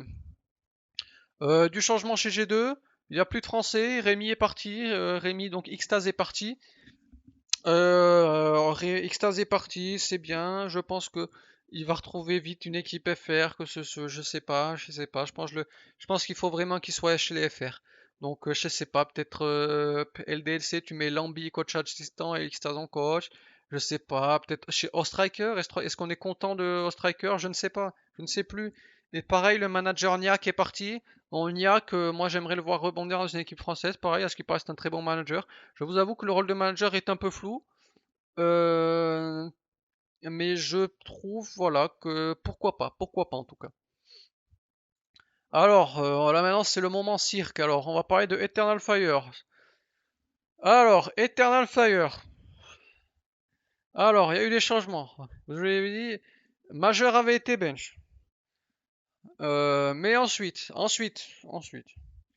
Calix a été bench. Ils avaient pris un jeune en attendant. Non, Woxic a été bench. Du coup, il y avait deux jeunes. Je crois. Bon, bref. Il y avait un jeune à la... et ensuite ils ont fait moins Woxic, plus Calix. Calix qui était là il y a 6 mois, un an. Qui avait été bench, mais qui est revenu. Ils ont bench Paz. Ils ont bench Paz, donc ils ont bench Paz. Donc en fait, si vous voulez, donc en très peu de mois, il y a eu bench. Il y a eu bench majeur. Il y a eu bench Calix. Il y a eu bench pas. Non, il y a eu. On refait, on refait. Il y a eu bench majeur. Il y a eu bench Waxic. Il y a eu bench Paz. Il y avait un jeune en stand-in. Et donc là, depuis, ils ont appris, ils ont bench majeur, mais ils l'ont repris. Ils ont repris Calix qui était bench il y a 6 mois, non. Et, euh, et ils ont repris Xflout qui était bench avant l'arrivée de majeur. Bon bref, c'est un chantier sans nom. Imor aussi avait été bench à un moment. Donc là, il y a 4 mecs qui avaient été bench de Eternal Fire, mais qui sont encore là. La seule valeur sûre qu'on a dans cette équipe, c'est Xantares. Pour moi, je vous le dis, et j'ai pas peur des mots. Au niveau du Firepower, c'est un top 10 ou top 5 rifle monde. C'est un rifle de zinzin. Voilà. Donc le cirque continue. Pour moi, forcément, sur le papier, l'équipe me fait envie. Je sais pas qui va prendre la WAP. Je sais pas du tout qui sera la WAPper dans cette équipe. Mais en tout cas, c'est du turc, ça bastonne, rifle de fou, rifle de fou. Donc, on est très content pour les Turcs, ils ont encore une équipe de superstars. Device, on en a déjà parlé, Kenyes aussi, Krims aussi. Et petite news chez les, sur la scène Asie, Tailou, Aristo et bench et attaqueur donc revient dans la line-up. C'est pas mal. À noter que le RMR Asie passera de 4 à 8, de 4 équipes à 8. Donc là vraiment avec l'équipe ils ont plus aucune excuse pour ne pas passer les Open Tailou. Mais en tout cas voilà, c'était la petite news c'est en Asie. Pour finir le biais d'humeur, bien entendu, on va pas se mentir, c'est sur, je vous l'ai dit tout à l'heure, sur les vieux, les jeunes et la méta actuelle. Je trouve que le niveau T1 actuel est un désastre sans nom. Alors on va parler vite fait des changements. Le nerf M4 et le nerf AWAP. On va commencer par le nerf AWAP qui est pour moi ce qui porte le moins sur mon biais d'humeur. Mais en tout cas, le nerf AWAP qui passe la WAP qui passe de 5 à 10 balles dans le chargeur, c'est très bien. Pourquoi c'est très bien? Parce qu'on en a marre des zinzins qui repiquent. Et là, ils vont arrêter de repique, ils vont arrêter de wall les murs, ils vont arrêter de wall smoke. Et on est très content. On est très content que les AWAPers aient moins de balles. Parce que la WAP était overcheat. Donc c'est très bien d'avoir touché ça. Euh, Au niveau de la M4, pour moi, le niveau T1 actuel était mauvais. Alors, il n'y a pas que tactiquement c'était mauvais, mais était mauvais aussi parce que les armes étaient overcheat. Je m'explique. Le laser M4R TRL Smoke, on en avait marre. On en avait marre que ça fasse autant de dégâts, qu'il y ait une cadence aussi, machin, aussi truc. Donc, qu'est-ce qu'a fait Valve? Valve, ils ont dit, ben, très bien. Et ben, à partir d'une certaine distance, et ben, ça fait moins de dégâts. Au lieu de 4 balles, il en faudra 5. C'est bien, mais je ne sais pas si ça sera suffisant. Donc la M4 participe à ce climat ambiant de, de, de, de, de, de, de- de manque de tactique, l'armée oversheet, on décale, on fait 3K, on s'en branle. Je pense que ça participe à ce climat ambiant, mais pour moi, ce n'est pas la seule explication. Et là, je vais parler des jeunes. À une certaine époque, genre je n'ai regardé pas CSGO, mais tous les mecs, ils ont percé, les vieux de la vieille là, et compagnie, ils ont percé en LAN, en machin, Faceit n'existait pas. Et, euh, et donc, ben, pour percer, ben, tu étais obligé d'avoir donc tu savais jouer en équipe, et c'était c'était peut-être un peu plus structuré. Ils se creusaient la tête ensemble parce que tout le monde se connaissait, machin truc, c'était pas encore grand public, le PC de machin. Donc sur une scène nationale, tout le monde se connaissait, machin. Donc chacun essayait de construire quelque chose. Là, avec ce sont des vieux aujourd'hui que l'on retrouve dans du T2, T3, qui cliquent beaucoup moins que les jeunes. Et là, je parle des jeunes. Je trouve, à titre personnel, qu'il y a trop de jeunes dans les équipes. Moi, je trouve qu'il y a trop de jeunes. Je trouve que ça fait un peu. Bon, moi, vous allez dire que oui, mais t'es un bandeur de vieux. Et moi, je trouve que les gens sont des bandeurs de jeunes. Je trouve on se focalise sur les stats. Certes, c'est important les stats. Attention, hein, moi, je serais le premier à critiquer des mecs qui ont un rôle pour stats et qui statent pas ou des trucs comme ça. Mais moi, je trouve vraiment que l'école Face It, il y a du bon, il y a du très bon. Mais du coup, tu as des machines de guerre qui font que cliquer, qui font que cliquer, qui font que cliquer. Et tactiquement, je trouve que c'est très mauvais. Et on peut le voir depuis le changement de génération, depuis fin 2019, où on a mis les reliques à la poubelle parce qu'elles étaient vraiment fatiguées. Donc je parle bien entendu des Get Right, je parle bien entendu des JW, des Flusha, de tout ça là, des vieux francs, des vieux de la veille chez les Français aussi. Ça clique beaucoup moins qu'avant. Et depuis qu'on a mis ces mecs de côté, je trouve que le niveau T1 a constamment baissé. Et ça me fait mal de dire ça, mais j'aimerais qu'il y ait moins de jeunes pour qu'il y ait un peu moins d'headshot et un peu moins de skill pur et un peu plus de tactique. C'est pour moi que, par exemple, moi, je trouve que les Snacks, les Oscars, les Forest, les joueurs comme ça ont encore beaucoup à apporter et ont encore le niveau T1. Et ce n'est pas parce qu'ils feront un 10 de rating au lieu d'un jeune qui fera un 20 que l'équipe performera moins. Parce que, regardez par exemple, moi, je pense que chez, euh, chez Vita, il faudrait faire moins Dupré plus Snax. Et tu mettrais Snax en lurk, tu mettrais Apex en open, et Spunks qui reprendrait les rôles. Bon, je vous fais pas un dessin, il sera pas open, il sera pas lurk, il sera dans le trio, mais dans le trio d'attaque, mais il sera pas. Voilà. Euh, Spunks en lurk, je dis pourquoi pas. Mais il n'est pas prêt, et il l'a dit lui-même dans une interview, qu'il apprenait toujours des anciens, à savoir Dupré, qui a pas du tout le même rôle que lui, mais il a dit, ben, moi j'apprends tous les jours de Dupré, et je lui demande des fois, ben, pourquoi t'as fait ça? Ben, il m'explique pourquoi il a fait ça. Et en termes de lurk, je pense que à terme il redeviendra lurk, et je pense que tu mets Snacks en lurk chez Vita, je pense que ça mettrait un peu sur le côté Spinks qui serait dans le trio, mais je pense surtout que sur le long terme, Snacks, enfin Spinks va se nourrir de Snacks parce que je pense que en leur référence, au niveau de l'intelligence de jeu, tout ça, on va pas se mentir, Snacks c'est facilement top 5 lurk all time. Et tout le monde le reconnaît qu'il est un joueur hyper smart et tout ça.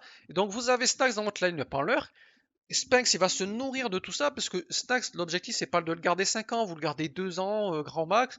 Et après, bon, merci monsieur, vous êtes un peu vieux, vous avez apporté tout ce que vous avez apporté à l'équipe, merci, au revoir, Spanks reprend ton rôle. Et pendant 1 ou 2 ans, Spanks, il se sera nourri, il se sera nourri de Snacks, d'une légende pareille.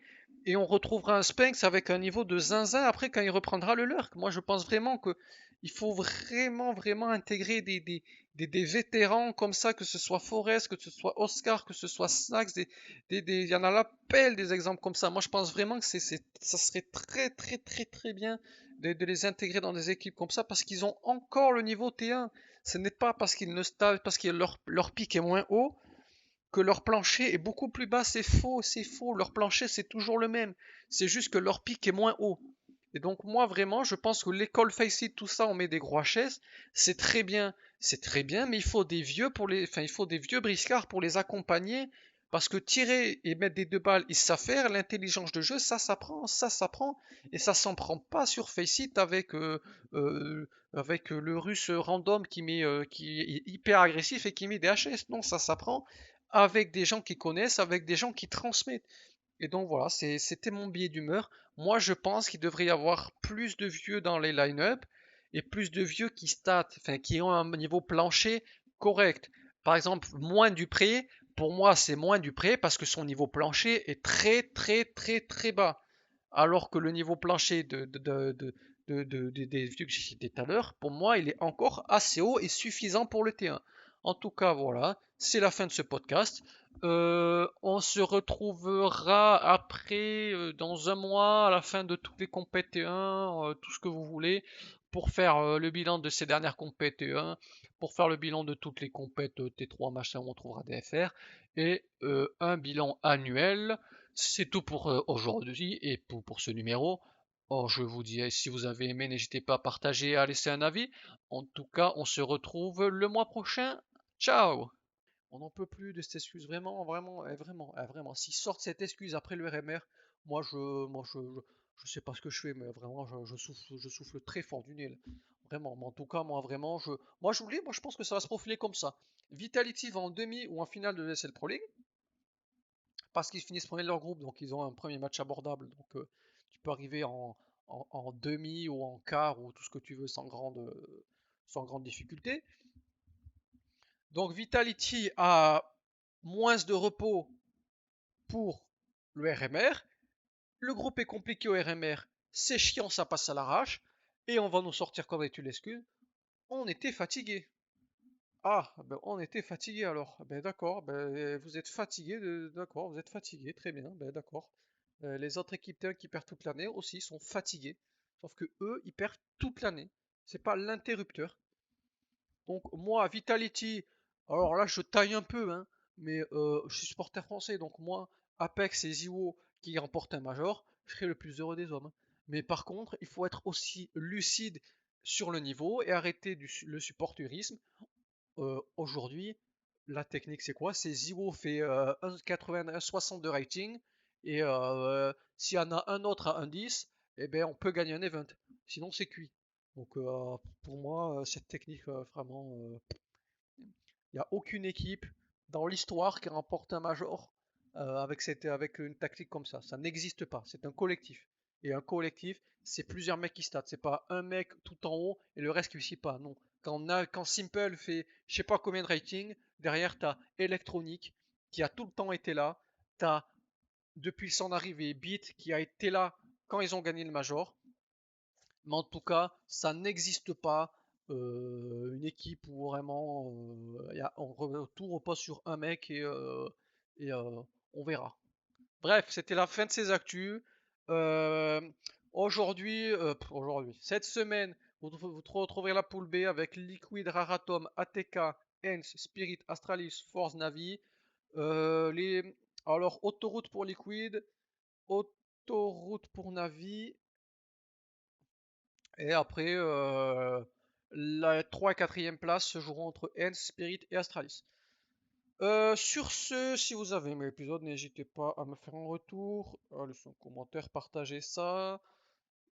Et on se retrouvera après les RMR normalement. Je pense que l'on se retrouvera après les RMR pour faire un petit bilan de ce qui s'est passé depuis, hein.